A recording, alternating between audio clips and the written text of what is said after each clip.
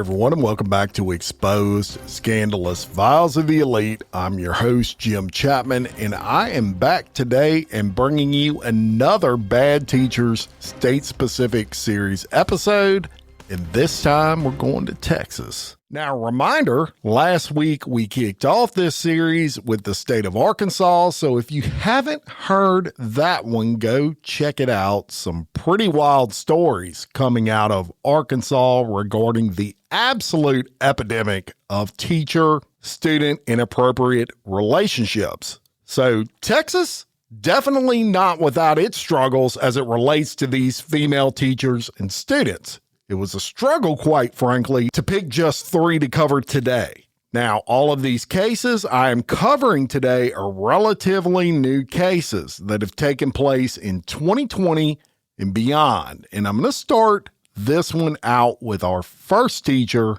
Brandyn. And y'all, it's a female who actually spells her name Brandyn, which, hey, I love unique spellings of names and had not seen Brandyn spelled that way before for a female. But back to it. This is the story of Brandyn Martin Hargrove, who is a former high school English teacher accused of assaulting a 15-year-old female student multiple times. And while the incidents allegedly occurred in 2007, it was not until 2023 that these instances of sexual assault came out. So let's get into it. And as we always do here on Exposed, we start at the beginning with these bad teachers. And for Brandyn Hargrove, she was born in 1980 in Lake Jackson, Texas, which is part of the greater Houston, Texas area, a large city, about 30,000 residents, and it's actually known as the City of Enchantment. And Brandyn is part of a very, very prominent family in Lake Jackson with a lot of political power. Her dad, as a matter of fact, is a former city councilman and even former mayor of the city. So it's safe to assume that Brandyn grew up rather privileged. She graduated from Brazos Wood High School, and in 2002, she started teaching English at the school. Now, throughout her teaching career, she seemed to excel in teaching. She would eventually become head of the English department. Along the way, she would win Teacher of the Year honors, she would get married, she would have a son in 2014, and life on the outside appeared just great for Brandyn.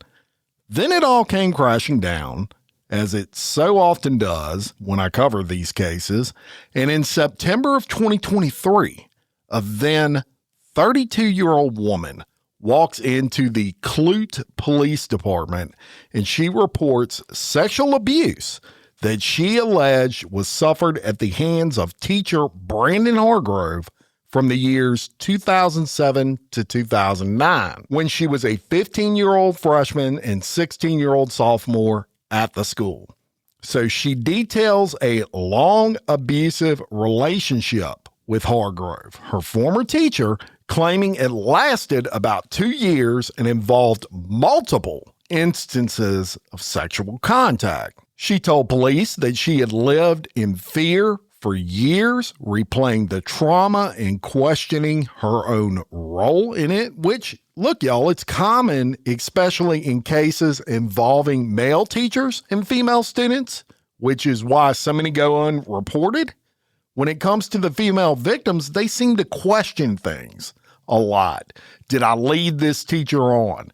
If they experienced some sort of pleasure out of it early on, they question that maybe they wanted it to happen, whatever. Now, it's important to note that even though the time between the incidents and the time in which the victim reported it was 17 years or so, no statute of limitation applies in the state of Texas to these type of felonies, which is a good thing. So, of course, an investigation starts, and it all starts with attempting to corroborate the victim's account, which is not easy this many years later. Police would, however, manage to locate and interview several former classmates from Brazos Wood High School who attended in 2006 to 2008, and they would focus on individuals the victim claimed she had told about the abuse at that time. So on September 29th of 2023, the school in which Hargrove was teaching, they were informed of the investigation and they placed Hargrove on leave pending the results of that investigation.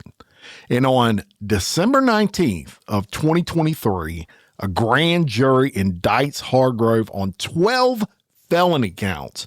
And I want to review those with you quickly. And while they are disturbing, this is real life.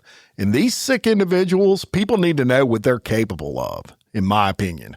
So let's review the indictment quickly. In this indictment, it's a little different than an arrest affidavit. So it's not going to go into a lot of the details of the crime, but it's going to go into what the grand jury actually found, that there was enough evidence to charge Brandyn Hargrove with these particular counts. And the first one, I'm just going to highlight the important parts of these counts. It says on the 4th day of December 2007 in the county and state aforesaid, Brandyn Hargrove did then and there intentionally or knowingly cause the mouth of, let's say, victim, child younger than 17 years old, and not the defendant's spouse to contact the sexual organ of the defendant, of Brandyn Hargrove. Count 2 says the same thing, except for it says did then and there intentionally or knowingly cause the sexual organ of victim, a child younger than 17 years of age, to contact the sexual organ of the defendant. So the first one was in regards to the mouth of the 17-year-old. The second count is regard to one organ touching the other sexual organ.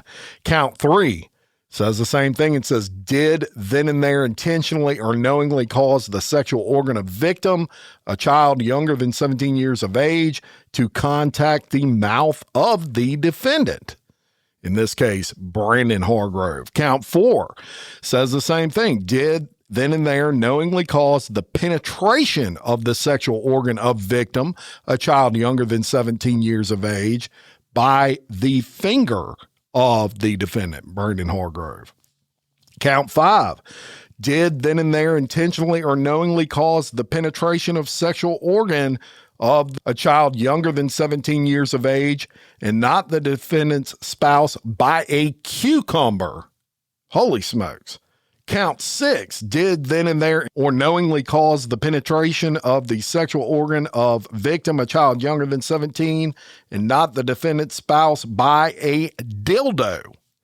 Count 7, did then and there with the intent to arouse or gratify the sexual desire of said defendant, intentionally and knowingly engage in sexual contact with victim, child younger than 17, and not the defendant's spouse by touching the genitalia of the said child.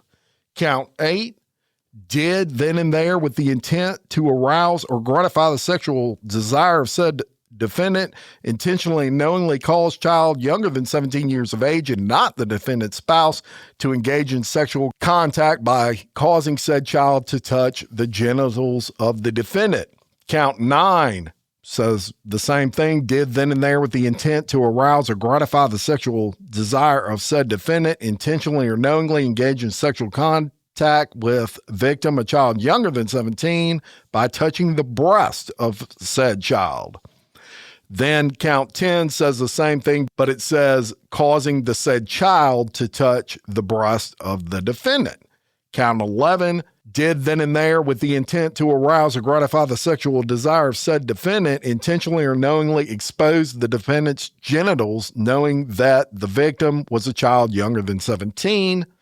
And count 12, did then and there with the intent to arouse and gratify the sexual desire of said defendant, intentionally or knowingly cause victim, a child younger than 17, and not the defendant's spouse, to expose her genitals. So that's all 12 counts. Basically, disgusting, right? And y'all, these indictments, as I said, they're from a grand jury, meaning a jury of our peers felt enough evidence existed, even 17 years later, to prove beyond a reasonable doubt that Hargrove did everything that I just read you.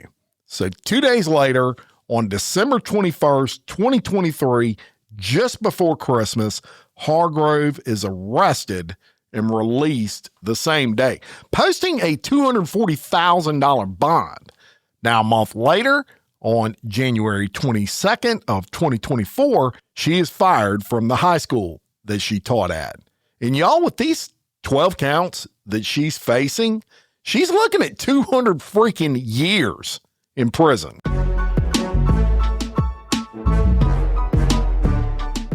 Jim, did you see what happened in Texas today? Wait, before you tell me that, let me tell you what happened in New York. It cannot be as crazy as the case I told you about yesterday in Louisiana. You know what? We should do a podcast about it.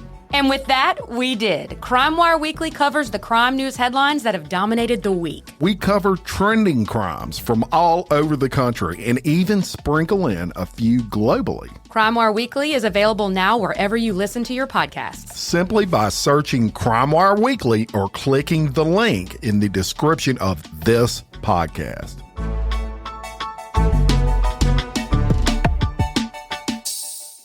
So as they all do, Brandyn Hargrove, she sees the writing on the wall. And going to trial, the prosecution, they're going to seek the max sentence, right? That's a lot to risk. So she takes the plea deal of all freaking plea deals. I have never seen such a case where you're facing 200 years in prison and you plead to, hold on to your ass on this one, probation. 0 jail time, 0. Not one freaking day. Now, the details are this. For 10 of the felonies that I just read you, she received what's known as deferred adjudication for 10 years. Basically, that means keep your nose clean, don't get in any trouble for 10 years, and you're home free. If you get in trouble, you're going to have to serve your time. For the other 2 charges, she received 10 years in prison, but it was all suspended, every day of it.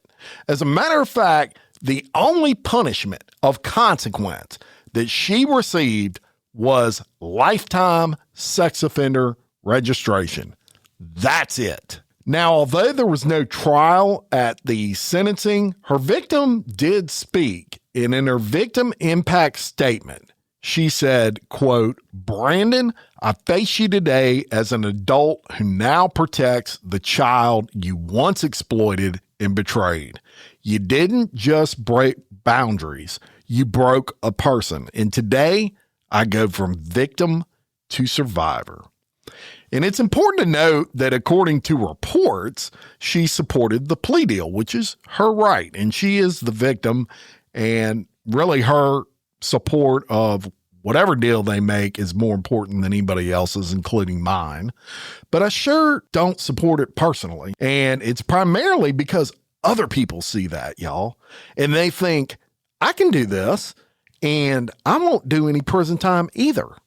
And especially the female perpetrators. Now, there are no indications that her husband divorced her, so I think it's safe to assume they're still married. There's nothing out there saying they have filed for divorce or anything, and that's kind of bizarre to me.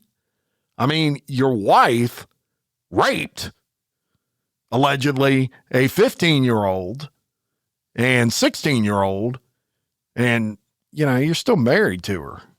Just seems strange to me. 200 freaking years, y'all, she was looking at. And I can't help but think, did Dad's political connections play a role in this? What are your thoughts?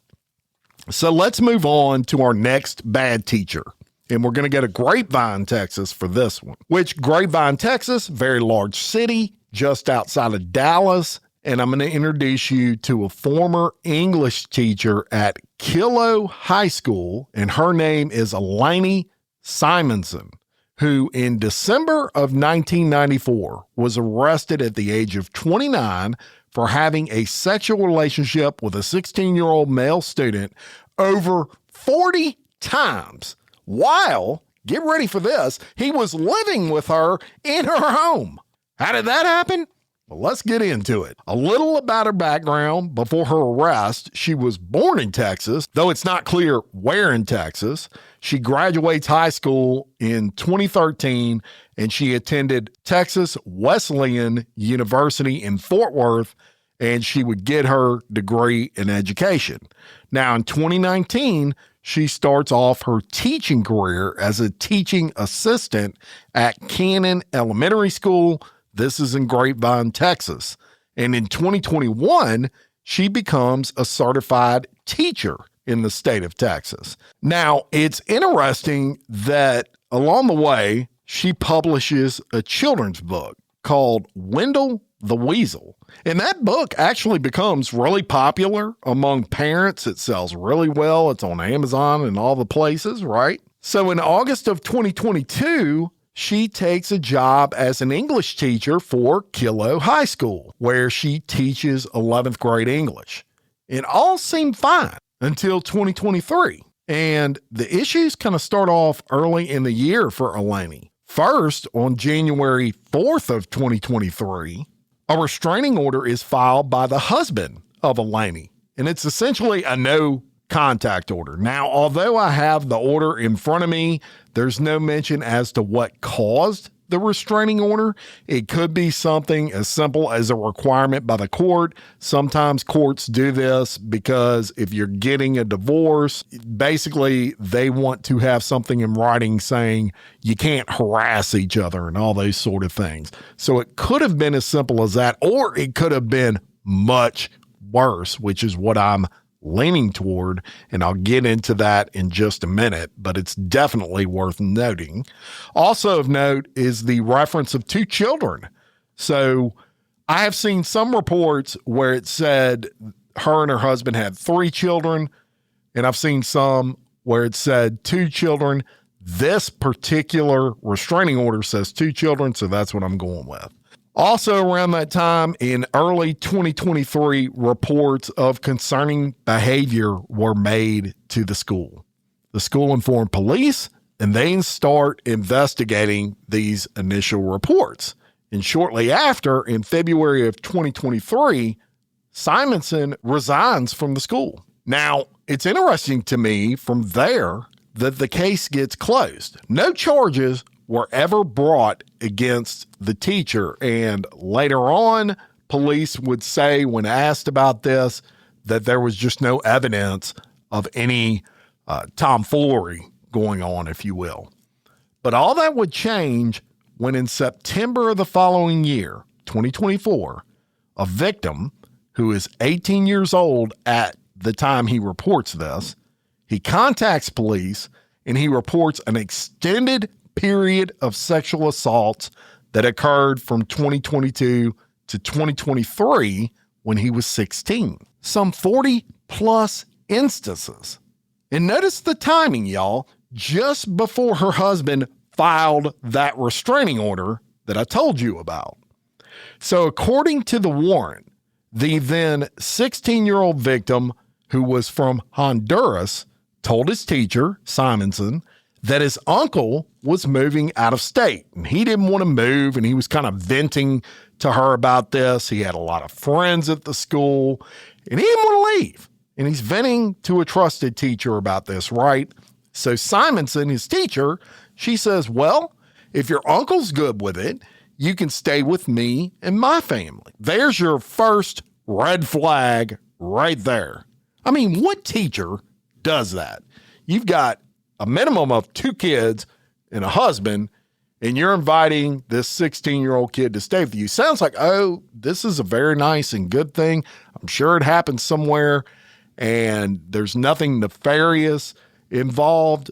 But to me, it's a red flag. I would question that. So the teacher, Simonson, she makes that suggestion, and the uncle agrees, and this 16-year-old in 2022 actually moves in with Simonson and her husband and her kids. And he told police that just 2 weeks after moving in with her, she starts having sex with him, despite the fact that he told her he did not want to do it. And let me stop right there for a second and just say this. There's a big perception out there that in some of it is true. I mean, look, when you're a 16-year-old guy, I've been a 16-year-old high school guy before. Yes, our hormones are raging and all of those sorts of things. And there's a perception out there that we would sleep with everything with a hole, including a tree stump, right? It's actually not true. That is a fallacy for most people. I'm sure there's exceptions to that. But I would venture to say that most 16-year-olds are not into 32-year-old women, 40-year-old women. That seems old to a 16-year-old. Flip that around. Most 16-year-old girls are not interested, for the ladies listening out there, in 40-year-old guys. So I believe him when he said, I didn't want to sleep with her. He told police he had a problem, though. He felt trapped because he was scared if he turned down her advances, he's going to be homeless. So he said throughout that year of living with her, she would have sex with him over 40 times. That's an average of almost once a week. Police asked him, hey, can you prove it? Do you have text or videos or anything? And get this, hold on to your hat here.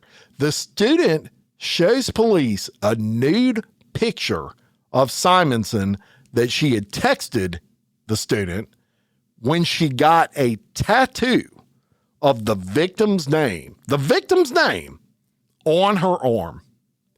An actual tattoo, not a temporary tattoo, not something she wrote with a pen, a fucking tattoo of his name. Kind of hard to deny something's going on then, right? Well, police did interview Simonson, and she also confirmed, yes, I have a tattoo on my arm of the victim's name, and an interesting placement, right? She's not even trying to hide it. You wear a bathing suit, and you're going to see this 16-year-old's name. But she denied sexual activity with him. Well, of course she did.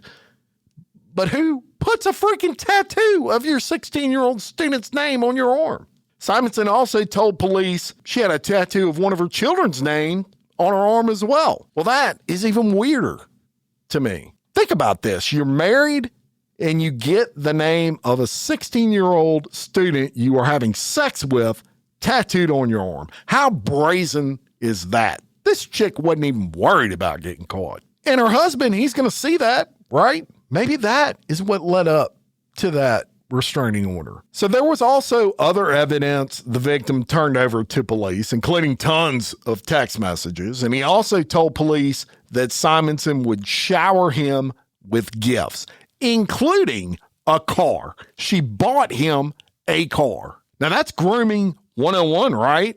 And also something that these predators do to earn silence of their victims.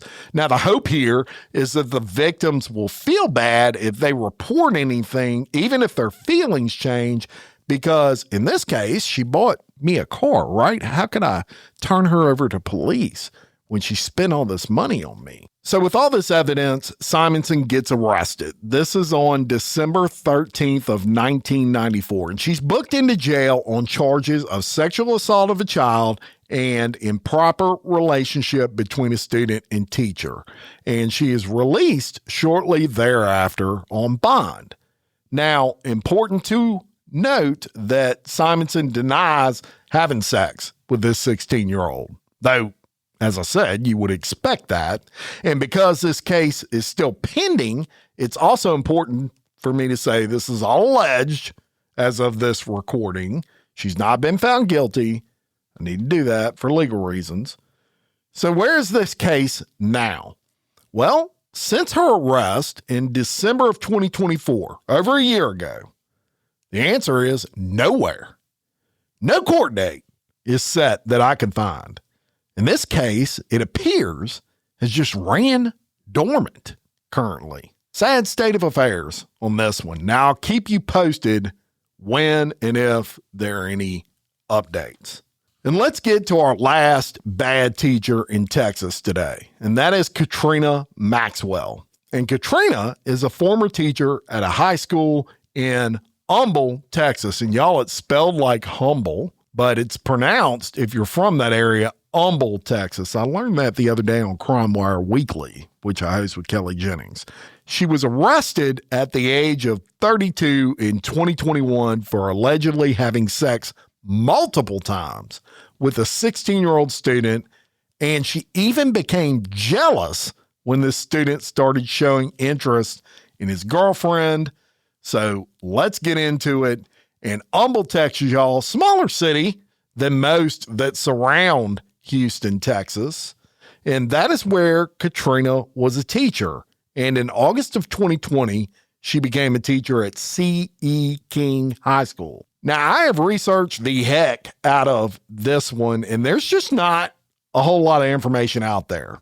Typically, I have more background information on teachers, just not a lot on this particular teacher, Katrina Maxwell. She wasn't very active on social media.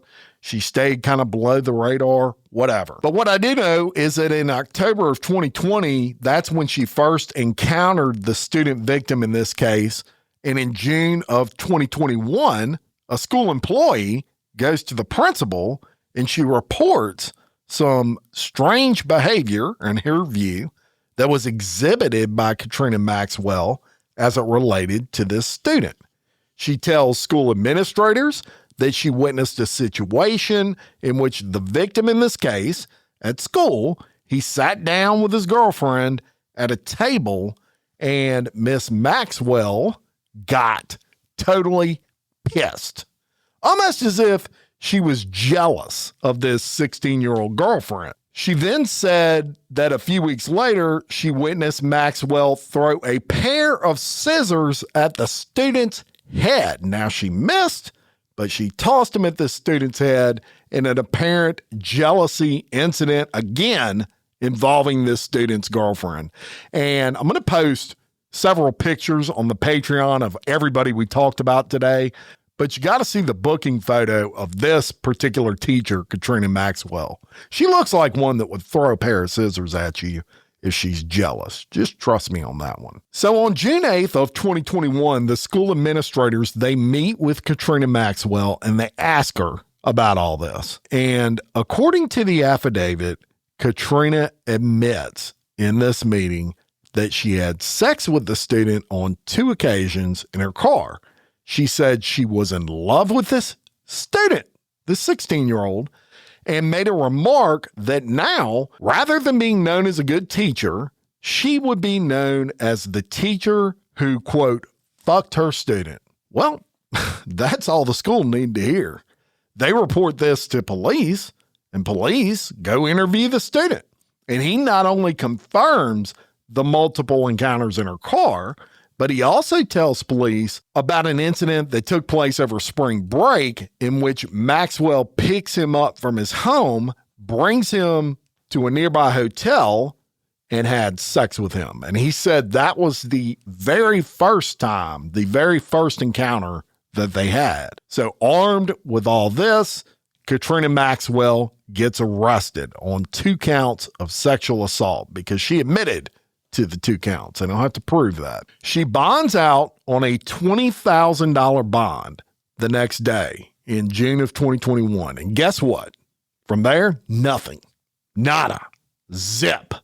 No further updates on what ever happened in this case, which either means it never got resolved or it got resolved quietly and she only got probation. But I don't think the latter is the case. As a matter of fact, I'm almost positive, because even with probation, in almost all cases I've ever come across, and I've looked at hundreds, at the very minimum, you're placed on the sex offender registry. And she ain't on it. She's nowhere on it. I looked. So come on, Texas. 2021 was when this arrest took place. We are now in 2026 and nothing. Now, if you know anything about this case, shoot me a message. I mean, it's just really strange that this lady had what looks like 0 consequences, at least up to this point. But to recap for you, Brandyn Hargrove, she faced 200 years in prison, 200 years. She gets probation. Alainee Simonson faced 20 years plus in prison. There's been no resolution since her arrest in 2024. And Katrina Maxwell facing 20 years. Again, nothing, not even a court date since 2021. That's freaking ridiculous. Now, I do want to cover quickly, Texas has some pretty stringent teacher accountability laws, and a lot of people want to know, what has Texas put in place to try to stave off all these bad teachers from going after these young students? So I'm going to review with you the accountability laws, and it says Texas has robust laws addressing educator accountability, particularly in cases of misconduct involving students, such as inappropriate relationships, sexual contact, grooming, or boundary violations. They fall under both criminal and administrative statutes, and it kind of lists a few of those statutes. And then it gets into the key criminal law, and it says the core statute is Texas Penal Code 21.12, improper relationship with an educator and student, enacted in 2003 and expanded over time, notably 2017 via Senate Bill 7. Now, what this statute prohibits, it says it's a crime for any employee of a public or private primary or secondary school, including teachers, coaches, administrators, custodians, etc., to engage in sexual contact, intercourse, or deviant sexual intercourse with a student enrolled at the school where they work. The same acts with a student in the same school district, even if not at the specific school. Online solicitation of a minor toward a student. Key points, and this is important. The law applies regardless of the student's age, even if 17 plus is the age of consent in Texas, or consent due to the inherent power imbalance. It covers both physical acts and certain online conduct. So what it's saying there is, if you're 18 years old and you're a student, a senior in high school, and you're a teacher who is in a position of authority over that student, you can't have sex with them. It's illegal. Penalty, second-degree felony, punishable by 2 to 20 years in prison and fine up to $10,000. Affirmative defenses, and then it says rarely applicable. The actor was the spouse of the student, or the actor was no more than 3 years older and the relationship predated employment at the school. So what that means is, if you're a 21-year-old teacher and you were dating an 18-year-old, and then you get employed at the school in which this student is at, then and only then would it not be considered illegal. The other exception is if you're married to the student. So if the student's 18 and you're 25 and you got married, because you can get married at 18, and then you started teaching at the school, you're okay as well. But that's rarely the occasion. Matter of fact, I've not. I may research if there's a case that's been that way, because I haven't come across one. Additional charges, often layered with indecency with a child, sexual assault of a child, or other crimes if the student is under 17, potentially leading to sex offender registration. So if the student is under the age of 17, you're going to get sex offender registration status automatically. Then it goes into mandatory reporting. It says educators and school officials face strict mandatory reporting laws under the Texas Education Code. And what that means, y'all, is if you know that a teacher is having sex with a student or you suspect it, it's illegal for you not to report that. Principals must report certain misconduct. So if someone comes to you and they tell you, I think XYZ teacher is having an inappropriate relationship with a student, you as a principal better report that.